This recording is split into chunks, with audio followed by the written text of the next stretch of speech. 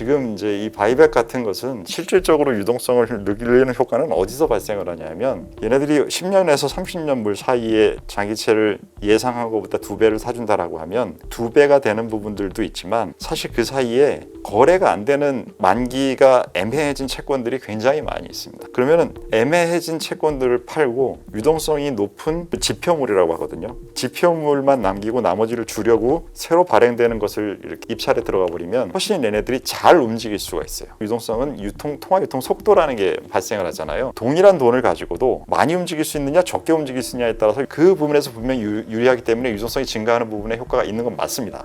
근데 지금 현재 유동성을 시장에 늘려주기 위한 것은 기본적으로 수요에 대한 정책인데 지금은 미국의 국채는 공급자 쪽의 문제가 더 크지 수요가 없어가지고는 지금 여태까지 문제가 길게 짧게 되었던 게 아니란 말이에요. 정책의 방향성이 유동성이라는 관점을 가지고 너무 이 부분에 도움이 돼 안 돼 주식하는 입장에서 라는 부분에 가지고 이제 해석하려고 너무 보시니까 그런데 채권의 시각으로 봤을 때는 아주 특별한 일은 아니에요. 유동성이 조금 늘어날 것 같긴 합니다.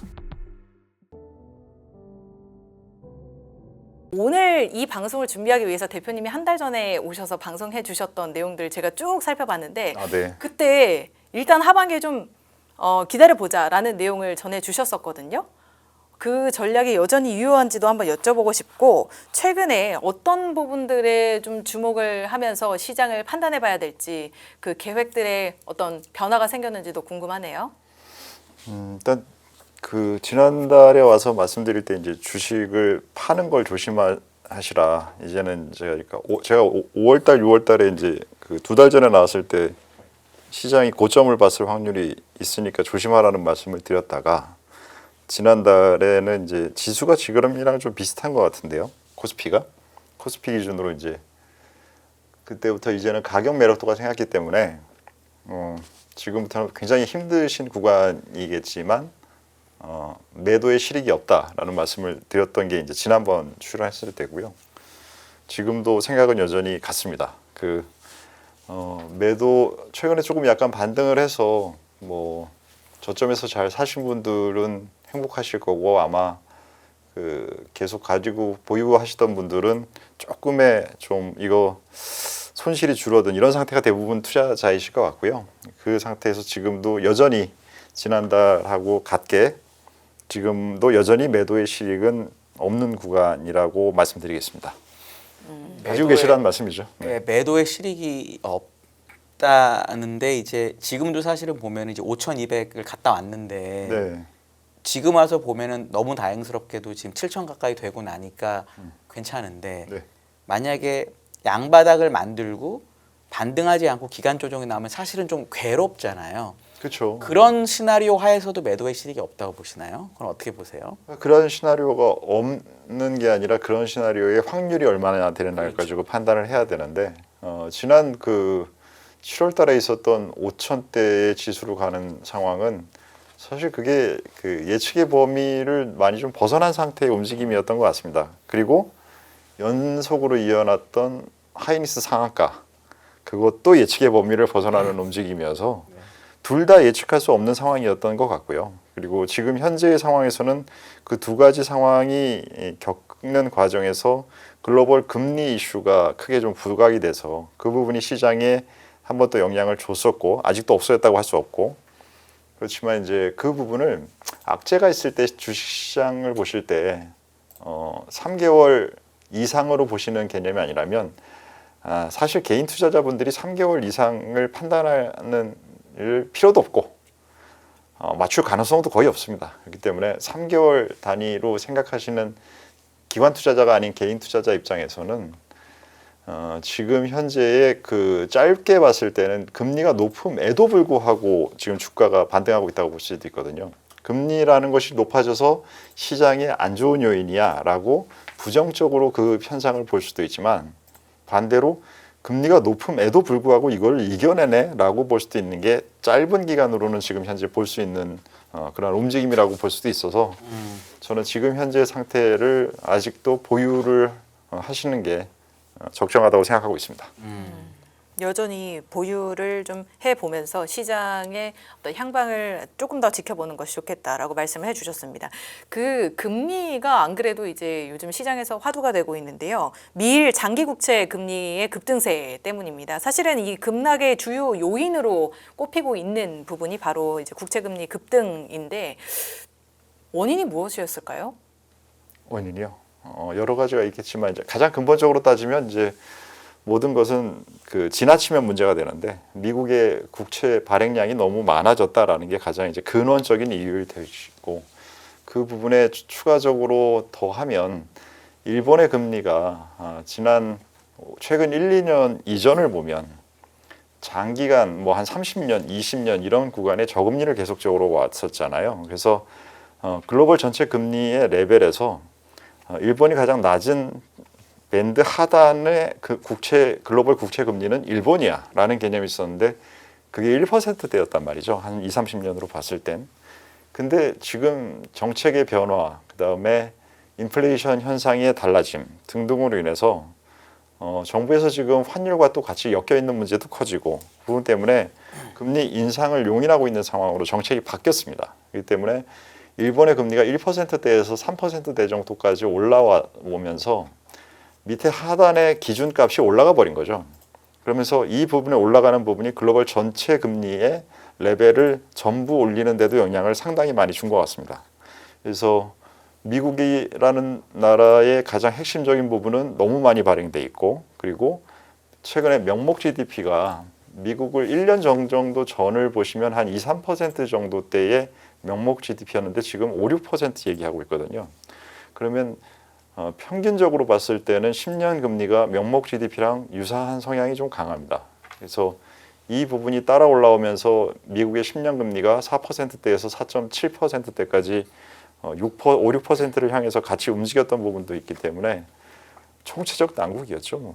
근데 그 부분의 총체적 난국에서 해결사로 바이백이라는 카드를 들고 나온 게 지금 어제의 상황이겠죠. 국채 금리를 이제 보통 그렇게 설명도 많이 하시고 네. 반대로 회사채가 되게 좋은 게 많이 찍혀가지고 그렇죠. 반대 회사채 구축 효과가 있다. 왜냐하면 OAS 스프레드를 좀 보니까요. 네. 오늘 70 몇 bp더라고요. 거의 역사적 최저점이니까 네. 채권을 투자하는 매니저들이 국채보다 약간의 이자를 더 주더라도 예를 들어 구글 같은 회사가 미국보다 그렇게 뭐 신용이 떨어진다고 볼 수가 없으니까 떨어진다고 거기서 좀 볼 수 있는 게 아니라 더 좋다고 봐야죠. 근데 이제 미국은 돌 찍어서 갚으니까 그걸 이제 제외한다고 보면 거의 비슷한 수준의 이제 신용 등급을 갖고 있는 회사들이 국채보다 조금 높은 금리로 계속 많이 발행을 하니까 네. 채권 매니저 입장에서는 그 정도면 나는 금리를 더 받아야 돼라고 생각하면 국채를 팔고 회사채를 살 수 있어서 네. 그 스프레드가 저는 최소화가 됐다고 보는 의견도 있거든요. 네. 그럼 결국 그것도 국채 금리를 끌어올린 요인이다라고 생각할 수도 있을까요? 어떻게 보세요, 대표님? 전체 금리 장기 급제 상승의 3분의 1은 그 현상 때문이라고 생각하고 있고요. 지금 그렇게 매니저들의 행동은 매우 합리적인 행동이라고 생각되고요. 30년짜리 국채를 사는데 미국이라는 나라에 30년 동안 세금이 문제없이 거쳐서 그 세금을 통해서 내가 투자한 돈을 돌려받을 것과 구글이나 뭐 아마존이나 이러한 회사들이 마이크로소프트나 이런 회사들이 그 글로벌 가장 뛰어난 경쟁력을 가지고 과학의 시대에 그 부분의 힘을 꾸준히 끌고 가는 현상으로 얻은 돈으로 갚아줄게라는 부분 중에서 후자가 더 강력하지 않을까요? 근데 금리는 더 높아. 그럼 안 살 이유가 없는 거죠. 이게 사실 근데 바이백하고도 연결이 되는 게 네. 미국은 이제 기축통화국이다 보니까 네. 말씀하신 게 논리적으로는 100%인데 그래도 국채는 안 되면 달러 찍어서 주면 되잖아 라는 추호의 보루 같은 게 있잖아요. 사실 이거 바이백도 아마 베센트는 퀴를 해주길 원했겠죠. 근데 그거는 이제 직접적으로 못하니까 바이백을 한 건데 네. 그런 차원까지 감안했을 때 지금 5의 옵션 도제 스프레드 80bp는 어떤 느낌이세요? 왜냐하면 이게 너무 스프레드가 줄면 보통 사람들이 위험을 뭐랄까 회피하지 않고 너무 위험을 많이 공격적인가? 테이킹하고 이러기 때문에 약간 시장에 조정의 빌미가 됐던 경우도 과거에는 있었었거든요. 네. 근데 그건 지금 어떻게 보세요? 지금 말씀하신 게 매우 합리적인 질문이신지. 네, 문제는 이게 그 빅테크들이 채권을 이렇게 대량으로 발행한 게 얼마 안 됐습니다. 얼마 안 됐죠. 예, 기존에는 그래서 채권을 10년짜리 이상을 가지고 듀레이션과 그다음에 회사채와 정부 국채의 비중 등등을 운용하는 입장에서 정돈하는데 정돈할 만한 기간이 안 됐어요. 그래서 이 현상이 지금 새롭게 나온 현상을 어떻게 장기적으로 보험사가 됐든 연기금이 됐든 그런 쪽에서 구성을 해야 되는지라는 부분이 아직은 지금 현재 나온 부분을 가지고 룰을 만들고 있을 겁니다. 그래서 룰이 아직 없는 상태에서 이게 무엇이 적정한다라는 것을 평가한다라는 것이 의미가 굉장히 떨어지고 지금 베센트가 한 것도 지금 페드가 QE 한 게 아니잖아요. 네. 지금 트레저리에서 하는 정책이기 때문에 이쪽에서는 자기네들이 국채를 발행하고 바이백하고 이것만 할 수 있는 상황인데 미국의 국채의 평균 듀레이션이 지금 한 5년에서 6년 정도 됩니다. 그러면 5년에서 6년 정도 되는 게 평균적인 듀레이션인데 지금 현재 듀레이션이 6년 근처예요. 그래서 밴드 안에서는 높은 편이지만 밴드를 벗어난 상태도 아닙니다. 그럼 그 상태에서 장기채를 바이백하고 단기채를 많이 늘리게 되면 6년 근처에서 5년 근처로 듀레이션이 떨어지는 과정을 지금 정책으로 가게 됩니다. 그럼 매우 그냥 일반적이라고 할 수도 있는 거예요. 그래서 지금 현재 나온 정책이 뭔가 굉장히 엄청나고 특별하고 새롭다라는 식으로 언론과 유튜브는 좀 많이 이제 떠들어야 조회수가 나오니까 그러시는데 그냥 특별하게 아주 놀라운 그러한 일은 아니다라고 보실 수도 있어요. 네. 시장은 막상 그 부분에 많이 주목을 했는데 네. 사실 아주 그 부분을 우려할 만한 그런 네. 상황은 아니다라고 말씀을 해주셨습니다. 아까 스프레드 얘기를 하면서 회사채 얘기를 간단하게 이제 또 언급을 해주셔서 여쭤보면 이제 이런 고금리 상황에서 당장 큰 관심은 빅테크 기업들의 AI 투자가 둔화될까봐 우려를 하는 거잖아요. 그게 사실 시장을 짓누르기도 했었고요. 맞습니다. 근데 이제 월스트리트 저널이나 아니면 다른 이제 월가의 소식에 따르면 빅테크 9개사에 숨어 있는 AI 지출에 대한 내용들이 계속해서 보도가 되고 있습니다.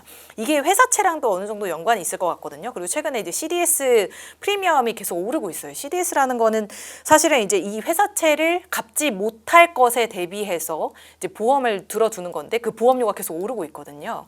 그러면 이거를 저희는 어떻게 좀 해석을 해봐야 될지 대표님께서 설명해 주실 수 있을까요? 우려는 이제 너무 많은 사람들이 얘기를 했으니까 소설까지 써가면서 팩트를 가지고 좀 반대쪽 얘기를 해드리면 일단 그게 월스트리트 저널에서 최근에 이렇게 보도가 좀 됐는데 거기에 나오는 데이터들이 다 문제가 될 수 있다라는 잠재적인 데이터를 다 끌어다가 마치 이렇게 빙산처럼 그림을 그려가지고는 여기에 빙산의 위쪽은 보이지만 아래쪽은 안 보이는 부분이 이만큼 문제가 될 수 있어요 라고 그래픽을 아주 그럴듯하게 그려놨더라고요.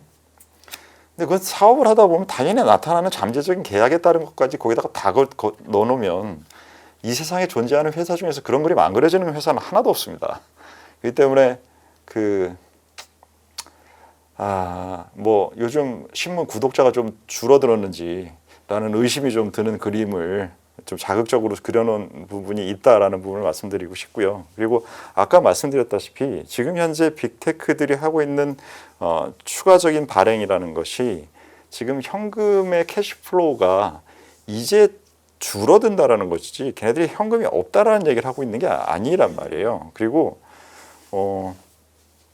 돈을 빌려서 뭔가를 하는 게 그 사람이 능력이 없으면 정말 문제가 되는데 그 사람의 능력이 있다라고 하면 그건 더 기회를 만드는 측면도 있잖아요. 그게 이제 시장이 좋을 때는 그런 식으로 봐줄 수가 있는데 시장이 안 좋을 땐 저러다가 지나친 행동 때문에 문제가 되는 거 아니야 라는 것으로 바라보는 게 왔다 갔다 항상 거립니다. 그래서 5, 6월 달에는 그런 부분들이 실질적으로 많이 왔다 갔다 거렸는데 그게 정말 팩트를 반영하고 있는 상황이라고 한다면 메모리 업체들과 하이퍼스케일러들의 주가가 서로 간에 왔다 갔다 거리는 게 아니라 사실은 둘 다 같이 빠져야 돼요. 그게 정상적인 것이죠. 걔네들이 그 투자에 대해서 한 방향으로 같은 방향을 가고 있는데 걔네들의 주가를 돌려가면서 진행을 시켰다라는 것은 일정 부분의 많은 부분이 빠르게 올랐던 주가에 차익 실현을 하고 싶은 사람과 금리라는 부분에 대한 부분의 우려로 인해서 기술주들에서 일정 부분의 조정을 채권의 금리가 올라갔으니까 대체하려는 움직임이 실질적으로 발생을 했고 그 부분에 대한 이유를 붙여주는 과정에서 지나친 우려의 얘기가 많이 나왔다라고 저는 보고 있습니다. 이게 아까 제가 바이백이랑 회사채 한번 엮어서 이걸 여쭤보고 싶었던 게 일단 첫 번째 이렇게 비싼 금리로 대출을 하거나 채권을 찍었는데도 돈을 잘 번다. 이렇게 볼 거냐 네. 아니면 얘네가 얼마나 돈이 없는데 이렇게 비싸게 빌리냐 이 두 가지 싸움 중에 하나고 대표님 아마 전자로 보시는 것 같고요. 네. 두 번째는 바이백이 이제 의미가 있냐 없냐는 사람마다 생각이 다르겠지만 의미가 있다고 주장하는 분들의 의견이 이렇더라고요. 바이백이라는 게 그냥 사주는 게 아니라 만기가 되기 전에도 그래. 만약에 누가 와서 나 줘 하면 그걸 주겠다는 걸 늘리겠다는 거니까 시장에 유동성을 공급하는 효과가 있는 건 아니냐. 의지가 있다. 예를 들어 그렇게 되다 보니까 9월 FOMC에서는 금리는 아마 절대 못 올릴 거고 혹시나 단기채 매입 규모를 늘려주는 게 아닐까 이런 기대까지 녹아 있잖아요. 그러면 바이백의 의미가 생기는 거니까 이 두 가지 한번 어떻게 생각하시는지 얘기해 주시면 좋을 것 같아요. 이게 너무 제가 나간 거긴 것 같긴 하지만 다음 달 FOMC 바로 있으니까 그렇게 보는 분도 있으시더라고요. 이게 누구죠? 케빈 어시한테 케빈 주는 뭔가의 압박 같은 거다. 근데 한상희 연구원하고 제가 같이 일했었거든요. 20년 전에. 아, 같이, 정말요? 같이 일했는데 네네. 한상희 연구원님하고 주식 쪽에서 같이 일하기 전에 저는 채권을 먼저 한 사람이거든요. 그래서 지금 많은 주식하는 분들이 채권을 주식하는 방식과 관점을 가지고 채권을 보는 부분이 되게 많아요. 채권 쪽에 있는 사람들 이 DNA랑 이건 되게 다릅니다. 그래서 주식을 하면서 채권을 이렇게 익힌 걸 가지고 결정적으로 정책까지 크게 움직일 때 바라보는 얘기들 중에서 잘못된 얘기들이나 말도 안 되는 얘기들이 너무 많아요. 그래서 지금 이제 이 바이백 같은 것은 실질적으로 유동성을 늘리는 효과는 어디서 발생을 하냐면 얘네들이 10년에서 30년 물 사이에 장기채를 예상한 것보다 2배를 사준다라고 하면 2배가 되는 부분들도 있지만 사실 그 사이에 거래가 안 되는 만기가 애매해진 채권들이 굉장히 많이 있습니다. 그러면은 그 애매해진 채권들을 팔고 유동성이 높은 그거를 지표물이라고 하거든요. 지표물만 남기고 나머지를 주려고 새로 발행되는 것을 이렇게 입찰에 들어가 버리면 훨씬 얘네들이 잘 움직일 수가 있어요. 그러니까 동일한 돈을 가지고도 많이 움직일 수 있느냐 적게 움직일 수 있느냐에 따라서 유동성은 통화 유통 속도라는 게 발생을 하잖아요. 그 부분에서 분명히 유리하기 때문에 유동성이 증가하는 부분에 효과가 있는 건 맞습니다. 근데 지금 현재 유동성을 시장에 늘려주기 위한 것은 기본적으로 수요에 대한 정책인데 지금은 미국의 국채는 공급자 쪽의 문제가 더 크지 수요가 없어가지고는 지금 여태까지 문제가 길게 짧게 되었던 게 아니란 말이에요. 그래서 정책의 방향성이 지금 그 유동성이라는 관점을 가지고 너무 이 부분에 도움이 돼 안 돼 주식하는 입장에서라는 부분에 가지고 이제 해석하려고 너무 보시니까 그런데 제가 아까 말씀드렸다시피 채권의 시각으로 봤을 때는 아주 특별한 일은 아니에요. 그냥 유동성이 조금 늘어날 것 같긴 합니다. 아까 그리고 그 돈을 비싸게 빌려서 네. ROIC 내는 거 그걸 어떻게 판단하세요? 돈을 비싸게 빌려서 근데 그거는 지금 실적들이나 그 데이터들에 대해서 계속 달라질 것 같아요. 지금 요번에도 한 2주 전에는 엔트로픽이 실제 매출보다 훨씬 너무 잘하고 있다라고 해가지고 얘네 2조 밸류 준다라는 부분 때문에 시장에 환호를 했다가 어젠지 엊그젠지는 오픈AI가 까보니까 얘네들은 지금 매출하고 이익이 너무 안 좋댄다.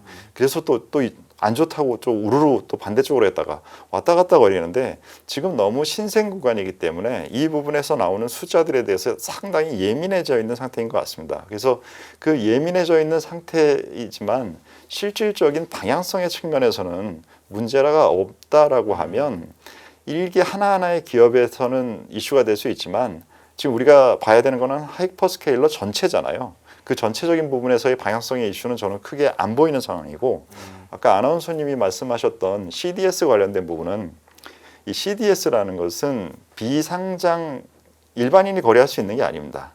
금융기관과 금융기관 간에 서로 간에 갖고 있는 채권의 리스크를 조절하기 위한 방식으로 하는 그것을 일반 투자자들이 저게 중요하대 라고 하니까 그 지표만 가지고 해석해서 내 포지션을 움직일 때 참고하는 것이지 실제로 CDS를 거래할 수 있는 게 아니에요. 그 말은 CDS라는 부분이 아까 우리가 얘기했지만 하이퍼스케일러들의 채권 발행이 엄청나게 최근에 늘어나기 때문에 그 최근에 늘어난 양을 해치할 수 있는 것만큼 거래량이 안 됩니다. 너무 작아요. 그래서 기존에는 100억이라는 양을 CDS라는 걸로 어떻게 뭔가를 해치를 하려고 할 때 이게 10이 필요한데 1밖에 없네? 라는 부분이 CDS의 현실이었는데 이 100이라는 채권 발행량이 3천이 돼버린 거예요.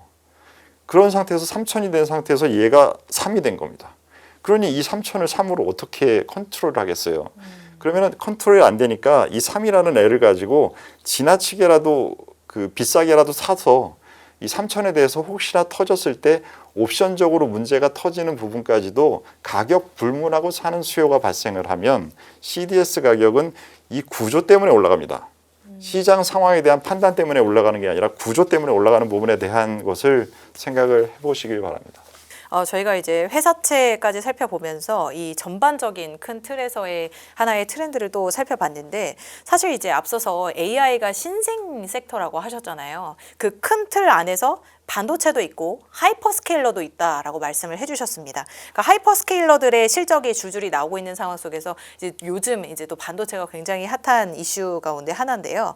이제 한국에서 대표적으로는 삼성전자와 SK 하이닉스가 있겠지만 중국에서 경쟁 업체들이 점점 더 늘어나고 있다라는 부분들도 좀 저희 시장에서는 좀 우려했던 부분이긴 합니다. 그래서 이제 중국의 상황으로 넘어가 보면요. 전국에서 연이어 IPO 흥행을 하고 있는데 그 주요 기업들이 메모리 기업들이에요. 뭐 이번에 이제 앞으로 상장 예정을 예고했던 낸드 플래시 양쯔 메모리라든지 아니면 지난번에 이제 상장을 하면서 굉장히 역대급 IPO를 기록했던 창신 메모리 테크놀로지 D램이죠. 그래서 이런 기업들이 이제 호황을 보이면서 중국도 이제 진짜 본격적으로 해보려는 거 아니야라는 생각을 좀 들게 합니다.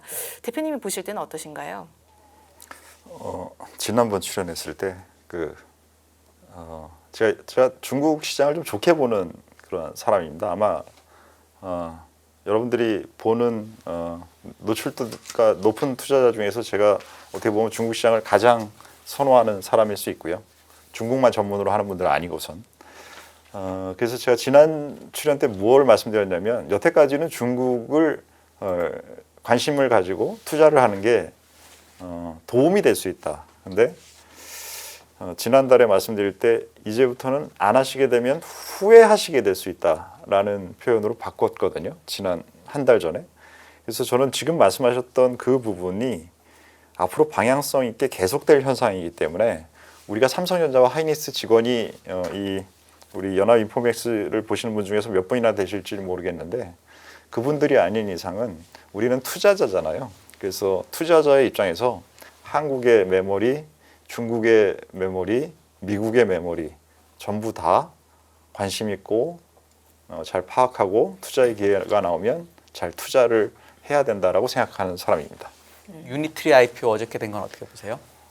네, 지금 이게 영상으로 보면 중국이 제일 잘하는 것 같긴 한데 그게 얼마나 실제 현실에서까지 잘 되는 건지 좀 정보가 충분한 상태는 아니라고 생각합니다. 지금 현재. 왜냐하면 이번에 보니까 몇만 대를 만들겠다고 하니까 네. 물량으로는 압도적인 1등인 건 확실하거든요. 그러게요. 네. 그건 어떻게 생각하세요? 물량으로라도. 그래서 지금 그러니까 양과 질 양쪽 측면에서 네. 제가 보기에는 중국이 현재 넘버원이다라고 해도 문제는 없을 것 같아요. 그러니까 질은 와리까리 해도 양은 확실하니까. 그렇죠. 예. 그래서 게다가 지금 미국이 따라오긴 굉장히 어려운 것은 미국은 지금 제조업에 대해서 방치한 게 너무 오래됐기 때문에 우리가 언어는 굉장히 많은 현상을 갖고 있는데 우리가 중국을 세계의 공장이라 불렀었잖아요. 근데 세계의 공장이라는 부분을 이걸 지금 한 10년 동안 해왔기 때문에 모든 대부분의 제조업은 다 중국에 가 있는 상황이고 그럼 로봇은 데이터로 만들 수 없어요.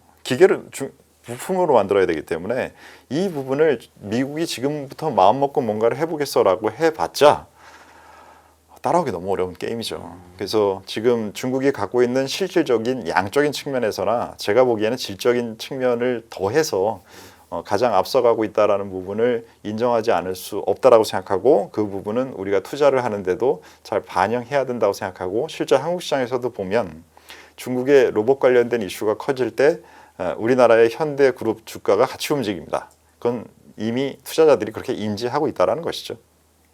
알겠습니다. 그러면 중국 내에서 어떤 우려될 만한 사항을 그러니까 우려로 받아들이지 말고 네. 같이 좀 투자에 그렇죠. 우린 투자자잖아요. 보여주는. 네. 네. 중국 주식도 투자하고 한국 주식도 투자하고 미국 주식도 투자하면 되죠. 근데 중국은 사실 막상 투자하기가 네. 선뜻 좀 두려워요. 왜 그렇습니까? 뭐 네. 이전에 이제 과거에 좀 이슈들도 있었고 이제 사실은 이제 명확하게 어떤 수익을 딱 보지 못했기 때문에 그러지 않을까요?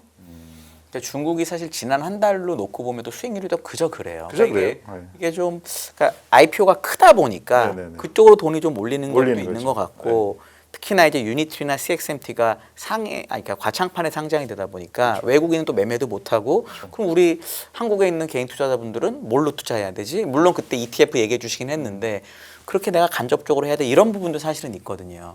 그거까지 다 감안해서 봤을 때는 어느 정도인지 어떻게 보세요? 근데 그게 이제 그 사회나 국가가 운영되는 체계 방식이 미국은 이제 바텀업 방식이에요.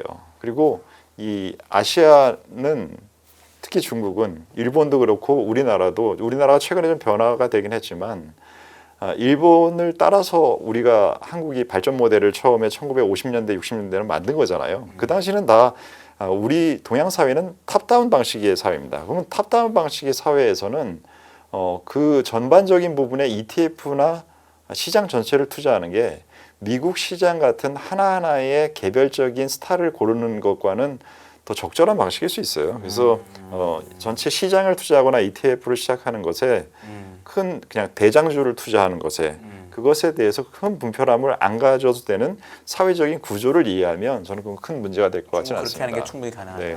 알겠습니다. 좋습니다. 네. 중국 주식에 대한 뭐 어떤 투자 방향성 그리고 전략까지도 간단하게 세워주셨습니다. 요즘 시장을 또 들썩이게 했던 것 중에 하나가 바로 환율입니다. 제가요. 그 어떤 글을 봤는데 미국 주식을 샀는데 이게 수익은 크지 않은데 환차 때문에 갑자기 돈을 잃게 됐다. 뭐 이런 분노하시는데요. 어떻게? 네, 네. 그래서 15% 빠졌나요? 지금 강해졌나요? 10% 정도 10% 정도 되나요? 네. 1,500원, 네. 1,300. 7월에 사실 1,555원을 찍었거든요. 네. 근데 지금 8월 20일인가요? 네. 지금 1,300원대로 내려왔습니다. 이 정도 속도로 환율이 빠졌던 거는 되게 이례적이라고 볼 수 있을 것 같은데요.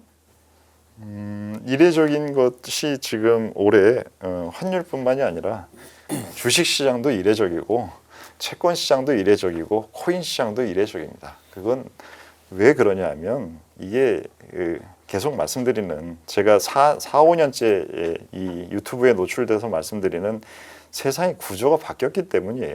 지금 이제 정보의 유통 속도가 너무나 빨라지고 그 정보가 유통되는 속도의 방식이 예전에 사이클의 방식대로 움직이는 게 아닌 그 단순계적인 관점으로 세상을 보면 이게 왜 이러지 하지만 더 넓고 크고 다양한 관점으로 복잡한 부분을 이해하면서 보면 세상의 이유가 과학의 발전이 참 많은 것을 바꿔놨구나. 그 바꿔놓은 부분 때문에 환율도 이렇게 움직이나라고 이해할 수 있는 변수가 되고요. 그래서 지난번 마지막에 한상희 연구원님께서 왜 그런지 모르지만 갑자기 환율을 마지막으로 질문하셔서 제가 1,350원에서 1,450원 정도의 밴드가 가장 확률이 높다라는 대답을 드리고 갔었는데 그게 지금 현재 환율이 그 정도에 와 있는 것 같은데요. 정확하게 들어맞았네요. 네. 그래서 뭐 별로 특이한 현상이라고 생각하지 않습니다. 지금 1,380 몇 원이거든요. 네. 1,350원이면 충분히 매력적인 달러 투자의 기회다라고 아직 생각하신다는 거죠. 1,300원을 깨고 2쪽으로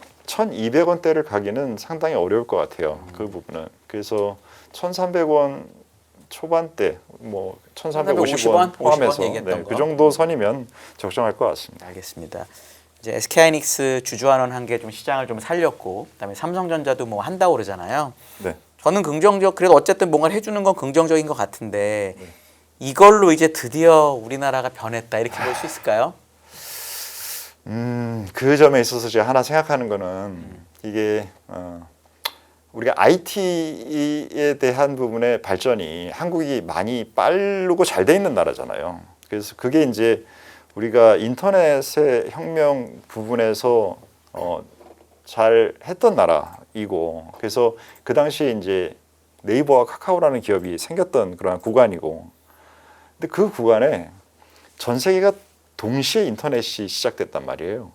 그래서 모든 것이 다 동일한 출발선에서 출발하는 상황인데, 그러면은 그때 출발했던 세대들이 기업도 잘 만들고 기업의 문화까지 잘 만들었으면 참 한국이 그 사이에 또 많은 것들을 만들었을 수 있지 않을까라고 생각합니다. 근데 네이버랑 카카오 같은 그 당시에 만들어졌던 많은 기업들이 지금 현재 하는 행태가 그리 많이 달라 보이진 않아요. 그래서 지금 이번에 SK그룹에서 하고 계시는 이러한 많은 주주 정책들이 이제 뭔가 약간 막혔던 부분이 약간 뚫리는 듯한 느낌을 가지고 있거든요. 미국에 있는 기업에 대한 상장 과정은 잘 진행해 주시기 바랍니다. 하든지 안 하든지 모르겠지만 주에서 중복 상장이나 이런 여러 가지의 문제점에 대한 부분들을 개선하고 주주에 대한 부분들의 보상과 함께 가는 방식, 투자자와 주주와 매니지먼트가 세 주체가 한 팀이 되는 그러한 모습으로 갈 수 있는, 어떻게 보면 한국 사회에서 가장 좋은 기회가 지금 현재 발생하고 있지 않나 싶습니다. 그래서 SK그룹의 모습을 삼성그룹도 잘 함께 하시면서 서로 간에 좋은 경쟁을 하시길 바랍니다. 그래서 그 좋은 경쟁의 과실이 투자자들과 한국 사회에 잘 퍼지기를 바라고 있습니다. 여타 기업이 이렇게 동참할 어떤 여지도 좀 있을 것 같다는 생각이 들어요. 그러면 이제 돈을 그만큼 벌지는 못했어요. 그래요? 예, 그렇게 만만하지는 않을 그렇군요. 겁니다. 네. 그 정도 규모는 아니더라도 그래도 네. 방향을 좀 바꿀 수 있어요. 그렇죠. 예, 그럴 수 있죠. 네, 그러기를 바래요. 예, 이게 좀 전염되길 바랍니다. 예, 좋은 사례로. 좋은 전파로 하시죠. 전형을 좀 전혀 전파. 네, 전파. 그렇죠. 네. 좋습니다. 이제 11월이면 미국에서 굉장히 큰 이벤트를 이제 치르게 됩니다. 바로 중간 선거인데요. 이제 이 중간 선거에서 미국 대통령, 우리 트럼프 대통령이 그 자리를 계속해서 지켜나갈 수 있냐, 아니면 이제 정말 힘이 빠진 그런 모습이 될 것이냐의 어떤 기로에 놓여 있는 상황이 됩니다. 어떤 변동성에 저희가 대비를 해봐야 될까요? 일단은 좀 어떻게 트럼프 대통령 쪽으로 기우는 것 같지가 않아요.